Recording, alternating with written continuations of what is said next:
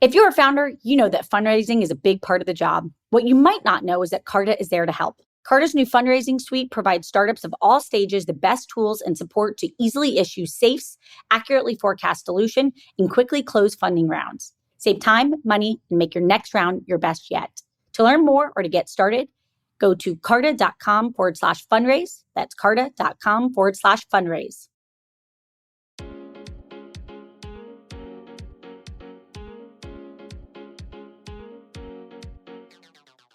Welcome to Inc.'s The Founders Project with Alexa Von Tobel. I'm Alexa, the founder of LearnVest, author of New York Times bestselling book, Financially Fearless, and second book, Financially Forward.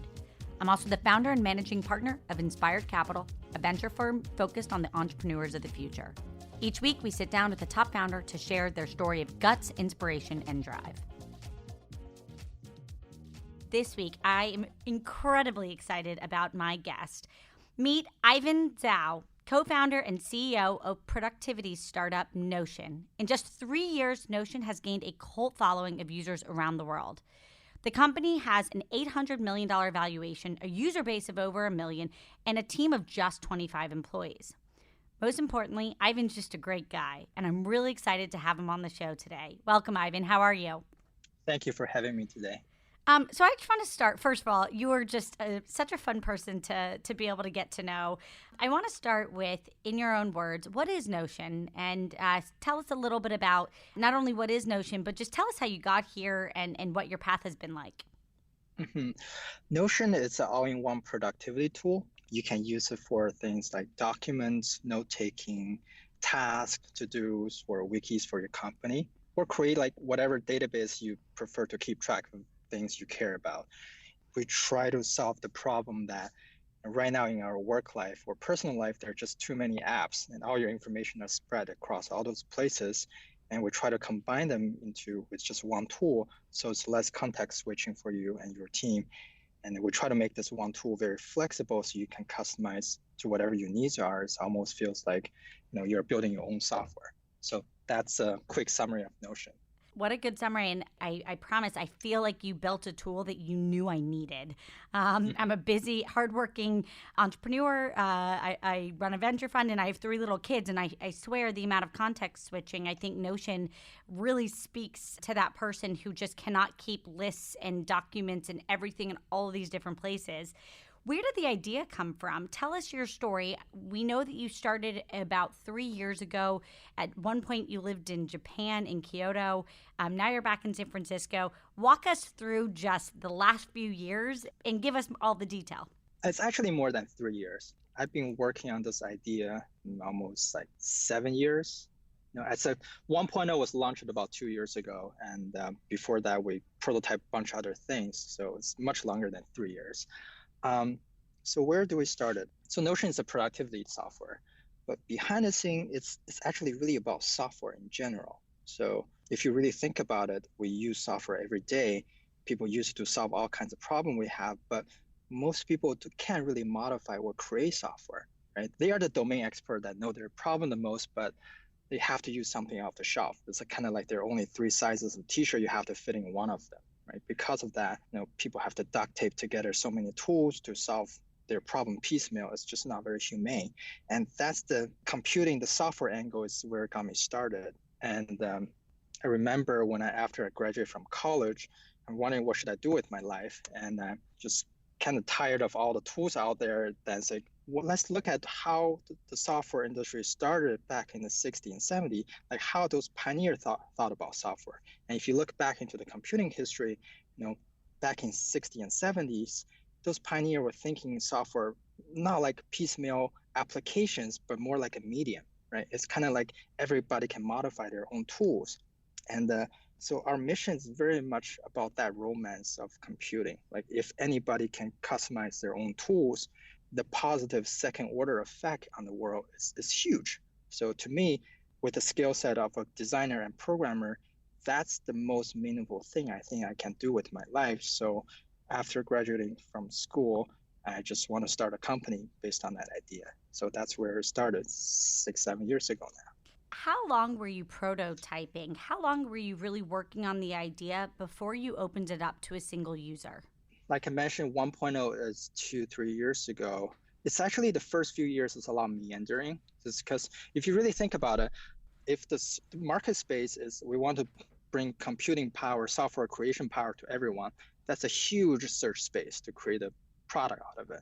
So the first couple of years, first 3 years, I would say, it was just like, what's the product we should build for people? And we tried a bunch of other things. We tried app builder, we tried a web page builder. None of them really stick.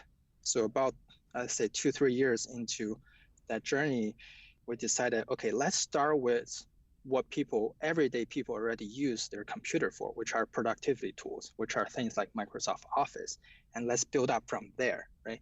Build a better version of that, then try to hide the computing software tool making power into it. So, it's like kind of our Trojan horse in a way. I love it. And I specifically love the fact that you use the word humane, which is let's make things more humane for people.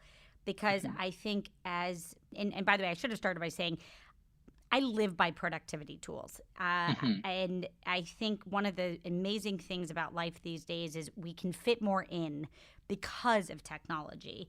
But that said, the context switching across 15 different apps, and I think the fact that you're trying to bring it all into one sense-making ecosystem is beautiful, and I'm really grateful, especially in all the ways that you can pull in content, pull in pages, note take, cut notes. It is phenomenal. Talk us a little bit through your background. Where did you grow up? What did you study? Just for everybody out there, I mean, the fact that Notion at this point, debuted with an $800 million valuation, 1 million users, just for most entrepreneurs out there is not only incredible, but it is in a world of craziness. It is one of the crazier things that's really happened. We want to just learn a little bit more about you. Right. The valuation is never the goal there. It's just something that's happened. Of course. Fundamentally, it's about building the product and business. I was born in China. My mom took me to Canada when I was in middle school. I'm Canadian still, so I'm on a visa. And I studied cognitive science, which I know how to code when I was a kid, so I never tried to learn that in college. I'm interested in brain stuff. So I studied cognitive science and also did a lot of visual art, photography. And actually the reason why pushed me to do Notion is when I graduate college, most of my friends are artists. They need to build their websites. And I'm the only nerd in that social group. So I built a bunch of websites for them. It's like, I'm not going to build another website for you guys. I'm going to build a tool. Those are good, talented people. They just don't have the tool to let them create this medium, right? So I'm going to build a tool to let you create websites. And from building this website tool, look into the history of computing, which started this Notion idea we just talked about just now. And so I moved to San Francisco, wanted to start Notion. And about 7 years ago, I worked at a company called Inkling for a little bit, for about a year. Then learning how to work with people. I was in school before. And after that, I started Notion. So it's much more than 3 years. It's 7. Yeah, it's a long time. One of the other things I really love about what you're saying here is you almost started Notion because you were just trying to help your friends. And to your point, many really smart people out there just don't have access to engineers. And if you think about it, in the United States right now, we have roughly 1 engineer to the 10 in China. And to your point, the volume of engineering talent that we're going to need to be able to keep up with everything that people want to do, that's a bottleneck. And in many ways, it sounds like, even in just the way you were describing Notion, you were trying to say, how do we help make it so that everybody doesn't have to have access to going and getting, gobs of engineers to be able to build something simple? Yeah, if you really think about engineers, programmers today are kind of like the scribes of the past era. Right? They know how to read, they know how to write, and they are the priests of scribe of the computing medium. And literacy hasn't happened yet. So if you want to create tools in this digital world, you have to ask your developer friends or use the off-the-shelf product, which never quite fit your solution. The dream and romance is, can we create a tool that democratizes this medium a little bit? And so you don't have to learn how to program, spend 3 years to learn how to program and make your own tool. You can just use the tool to make your own tool. I love it, and I really do appreciate the beauty that you bring to it. So when Notion finally went live, when it finally opened doors to customers and consumers, What was that like for you and what happened? Walk us through what the next few months looked like. Maybe let's go back a little bit. So you were talking about Kyoto. So I think it's worthwhile to talk about that backstory a Yeah, little bit. please do. So start a company 6 years ago.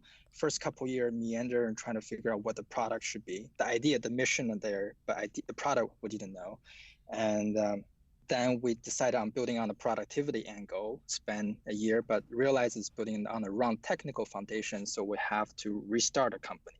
So at that time, the company was 4 or 5 people. And if we do it with 4 or 5 people, most likely we're going to run out of runway before we can do it. So me and my co-founder just laid off everyone. And since morale is really low, so let's go to somewhere slightly cheaper than San Francisco and more interesting, just to rebuild the whole product, rewrite the whole product, two of us. And so we moved to Kyoto. It's quite a bit cheaper than San Francisco. If we sublease our apartments, actually make a profit. That's amazing. I'm just smiling because he's like, and generated a small profit. It's great. Yeah, it's at least it's break even with apartment now, that kind Yeah. of stuff, right? That's expensive. So expensive. As moved to Kyoto for several months and just rewrite the whole thing and travel a little bit more too. So it took us about a year to rewrite the whole thing in a new technology stack. And then we launched on Product Hunt. And that was like 3 years ago. That's the proper 1.0 launch. At that time, our bank was negative. I was borrowing money from my mom, but we're pretty confident that this is something that people want. It's a good product if we're just honest with ourselves. So we launched it, and it was one of the most popular launch of that year. And after that, a lot more investors just followed up, and everything else became a lot easier after that. It is nice when you have a great product and product market fit that things do get easier. Yeah. Talk us through a little bit about, and we'll get to the financing in a second, but talk us through a little bit about those early days as consumers were using it. What did you see? What did you watch? What got you excited? And I can tell that, to your point, you grew up coding. So I think almost it's the visual design, it's the simplicity. For those of you who haven't used Notion, go check it out. It's what's beautiful about it for me is it is so simple. It is intuitive. It's easy to use. Talk to me a little bit about those early days. What let you know it was working? Outside of just more customers coming, like what feedback were you getting that really gave you the confidence that this is the right product? Well, we always know that it's something that people want in a way that because the previous incarnation of the product has existed for a long time, right? Notion is a document tool, it's a productivity tool. It's like Microsoft Word at Office. It's been around for decades. If you trace back to the 80s, Lotus 1, 2, 3, that's even older. Trace back into way back typewriter file cabinets. They're all just information tool that help people think better and solve problems better. And so the tricky thing is never about are we building the thing that people want? It's can we pull it off technically and build a better version in 2010s, 2020s, and the benchmark is really high. Like Google Doc is free and it's kind of good enough. So it took us several years just to build out the first version that's even remotely comparable to Google Doc or something like Evernote. So it's just a better version of the same car, but the idea of Notion is never new. I appreciate that. So tell us a little bit about the financing. What made you decide to raise money? How did that go? And keep in mind, everybody listening is people who have either never ever fundraised or they're just starting to fundraise or they've raised many rounds of funding so they would really get it. Give us a little bit more of the contours of how the fundraising went. So it's actually not intentional in the way that we try to raise money because the business is profitable already and grow very healthily. We have a lot of old convertible notes we need to clean up. We actually don't have specific this is my first company, and we actually don't have any specific philosophy or principle around fundraising. I think being profitable definitely give you more leverage. We're not definitely not anti-investors. We cannot be built without the help of investors. And at the end of the day, we're just trying to build a good product with a sounding business model and create value for the world. If we create value for the world, it means Notion is valuable, which means good return on investment for investors. That means easy fundraising. So, focus on building the thing. One thing I love about this, Ivan, is it's so clear to me that you really understand how important it is in a sea of a lot of hype and a lot of just noise. It's very clear to you to stay true to the fundamentals. And it's interesting to me just how natural that is for you, given that this is really your first business. Talk us through a little bit, just for those who have not used Notion. How does Notion make money? How do you charge customers? What does that look like? We are a subscription-based business. So it's kind of imagine Google Doc, Evernote, Trello all put together in a product. Then if you like it, you pay for it. Yeah, it's nothing too fancy there. And our customer base range from students to mega churches somewhere to company large and small and startups. Actually, yesterday, I think, we just launched a startup program. So Make Notion gave $1,000 credit for all the startup incubators. And so kickstart Notion in the startup community. And last month, we just made Notion completely free for students and educators. So we want Notion to be used everywhere, just like Microsoft Office. Everybody can use for something. And I think in order for a tool like Notion to be useful, ubiquity is very important. So yeah, we will just try to get more people to use for every other kind of things. I absolutely love that. And I love that for educators, you made it free. What drove you to that decision outside of the obvious one, which is you want more people to use it and you want to do good in the world? What made you make that decision? On the finance part, it doesn't take much of it's the company that pays. So we shouldn't charge students who can't even pay their tuitions. And fundamentally, we're not going after revenue at this stage of company. It's very much just get more people to use it. So market share is what we care about. So that make that decision very easy. Awesome. I want to quickly transition to a little bit about customer acquisition. So publicly, we know you've surpassed 1 million users. Where are they coming from? Is there any secret sauce? Is it mainly word of mouth? What have you learned about customer growth? It's for 99% word of mouth at the moment. So we're still learning how to do proper distribution through marketing and sales. We're like baby stage there. We definitely need to work on those things. At the moment, it's very much about building a good product and people tell other people. The product is collaborative, so multiple people can work on the same document, same page at the same time. That helps with the growth as well. So yeah, there's not much lesson I can share at the moment since I'm still learning how to do distribution. Got it. I love it. So your team is 25 people. Mm-hmm. I think one of the things as a fellow entrepreneur that I really love about your story is, it's not that dissimilar to Kevin Systrom, who had built Instagram and there were, 11 of them, when he got acquired. You're at the point where, you've hit some incredible milestones with very few people. How do you think about your team? How do you think about building your team and kind of what's core to your philosophy on talent? Yeah, we're actually more than 25. We're still less than 30 people.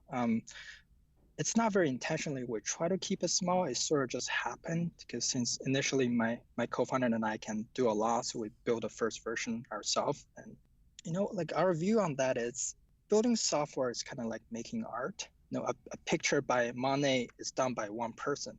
Adding another Monet to that equation might not help that much because they have to debate where to put the brush, where the color is. So it's very much a sublinear system. More people doesn't mean more productivity, and a small product team can do a lot in this case. But going back to the distribution side, that's a lot more like a linear system. More people on the marketing and sales will help you grow more. So we're trying to hire more people there and find them. We have a really good product team. We're trying to hire the same caliber people on the marketing and sales side at the moment. Right now, you've built everything that you've built with just 25 people. And as you said, slightly more, maybe 27, 28. As you think about your playbook for hiring and who you add to the team, how do you think about that? I think that we're lucky in the way that we tap into an interesting community of people. Like the history of personal computing traced back to the Bay Area in the 60s and 70s. And one of the very community was started by this guy, Douglas Engelbart. He set up a research lab near Stanford. Later on, a lot of his people moved to Xerox PARC. That's where Steve Jobs copied the original Macintosh interface and all that. And a lot of PARC people, start company like Adobe, and they are the first generations. And the interesting thing here is that lineage still exists today. It's very small, but still there. And those people, they're passionate about building better tools for thought, better software for everyday people's problem solving, and many of them are extremely talented, and we attract quite a few of those candidates from that lineage community. So yeah, we're kind of lucky in that regard, and also I want Notion to be a worthy modern barrier of that lineage for people who care about building humane softwares. And again, I love just how thoughtful you're being. I imagine that Notion's hiring. So where do people send their resumes if they want to come work for you guys? It's notion.so/jobs, and there will be all the details you need. You can see the picture of what the office looks like, and like we pay a lot of attention to our office. I care a lot about furnitures myself, so yeah, you can see the pictures there. And with that, we'll be right back after this. Alexa here. Not only do I get the opportunity to speak with all types of founders on For Starters, but I'm a repeat founder myself. We all know how vital fundraising is to a startup. Carta knows this too. That's why they had founders in mind when they created their fundraising suite, providing tools and support to take the friction out of fundraising. They save founders time and money, allowing you to focus on your goals, not the admin work needed to close a round. From simply issuing safes to quickly receiving funds, Carta Fundraising Suite helps their cap table customers raise a better fundraising round. To learn more or to get started, go to carta.com/fundraise. That's carta.com/fundraise.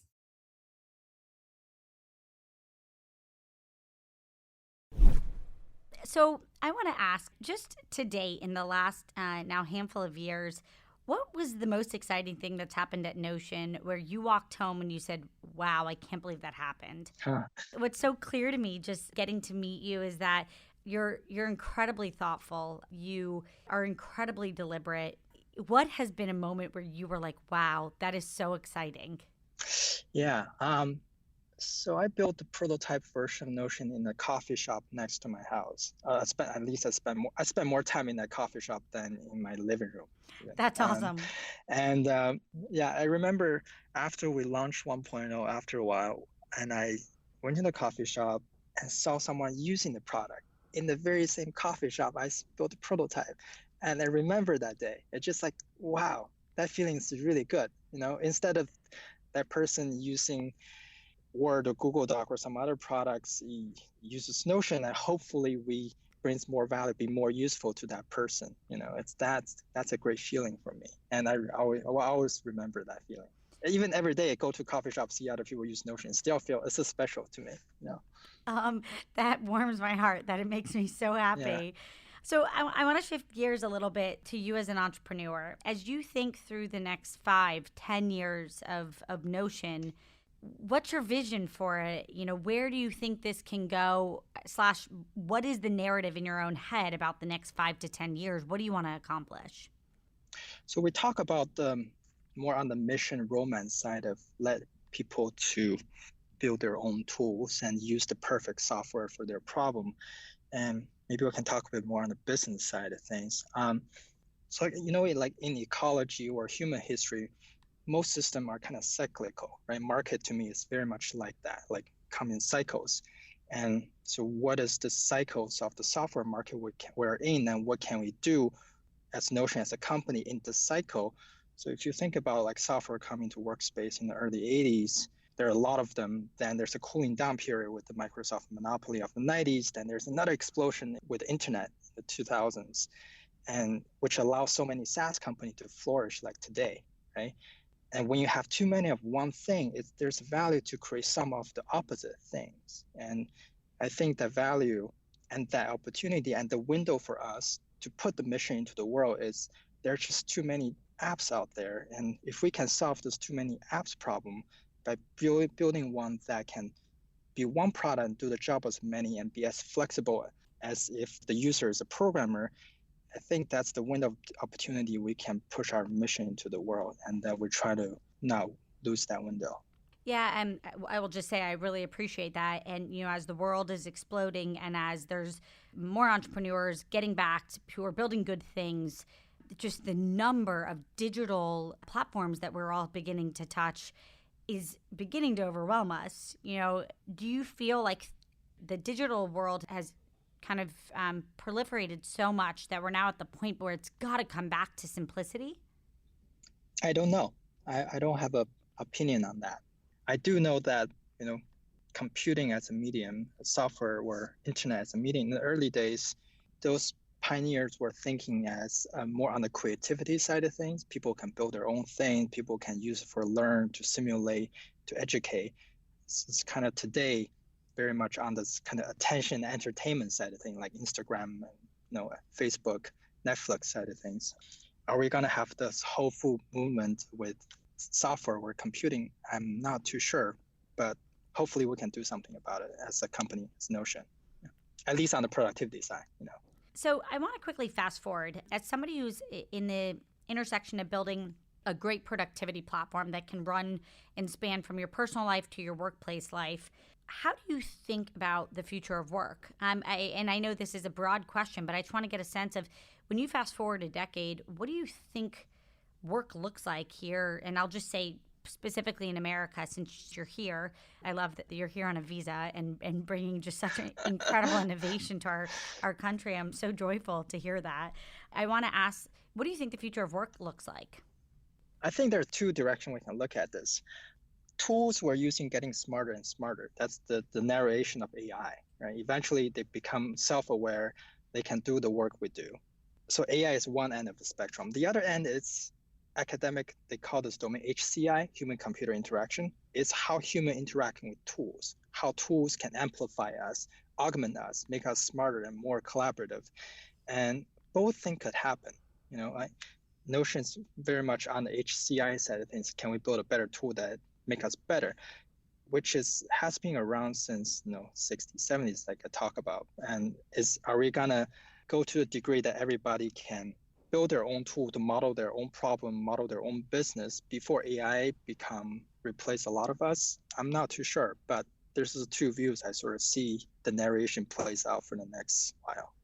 So, Ivan, as somebody who is an incredible engineer who clearly has built a product that works, what would you say to an entrepreneur who could come up to you and say, hey, Ivan, what do I need to know about product development? What are your rules? Is there a playbook? Is there something in your head that are principles that you live by that you would want to teach a fellow entrepreneur? I wouldn't say we have any specific product or design philosophies. The Notion is very much built by intuition, and we just want to create something useful to a lot of people. I think looking into history definitely helps. It's like I have this book that I always keep in my bedroom. It's published by Phaidon. It's called 999 Design Classics. And it has all the chairs, cars, toasters, the product that has endured the test of time.